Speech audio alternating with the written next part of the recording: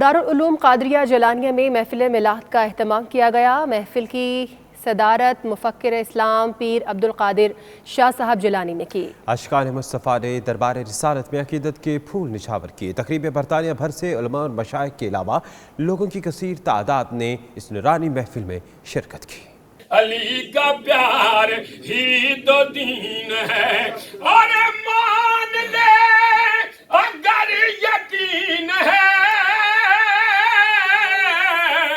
ہر سال دارالعلوم قادریہ جیلانیہ کی طرف سے عید میلاد النبی کا جلوس والتھمسٹو سے نکالا جاتا ہے۔ یہ جلوس یورپ اور برطانیہ کا سب سے قدیم اور سب سے بڑا جلوس ہوتا ہے، جس میں یورپ سمیت برطانیہ بھر سے علماء اکرام اور عاشقان رسول کی ایک بہت بڑی تعداد شرکت کرتی ہے۔ اس جلوس کے انتظامات کا جائزہ لینے کے لیے اور ان کو ختمی شکل دینے کے لیے دارالعلوم قادریہ جیلانیہ میں ایک محفل کا اہتمام کیا گیا۔ مفکر اسلام پیر عبدالقادر شاہ صاحب جیلانی کا کہنا تھا کہ حضور اکرم صلی اللہ علیہ وسلم کی آمد تمام انسانوں کے لیے باعث رحمت ہے۔ Today is our 7th gathering, and as like every year, after this gathering we will have the Julus and Jalsa, we will have the march and the conference on the 25th of November.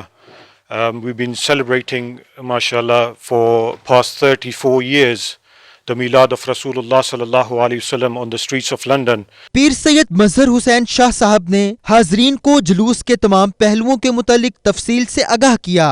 ان کا کہنا تھا کہ جلوس اس سال 25 نومبر بروز اتوار صبح 11 بجے والتھمسٹو سے نکالا جائے گا۔ انشاءاللہ العزیز 25 نومبر کو ہمارا UK کا انٹرنیشنل مرکزی جلسہ و جلوس عید میلاد النبی صلی اللہ علیہ وسلم منعقد ہو رہا ہے۔ الحمدللہ آج اس سلسلے میں ایک میٹنگ بھی تھی اور ایک محفل بھی تھی۔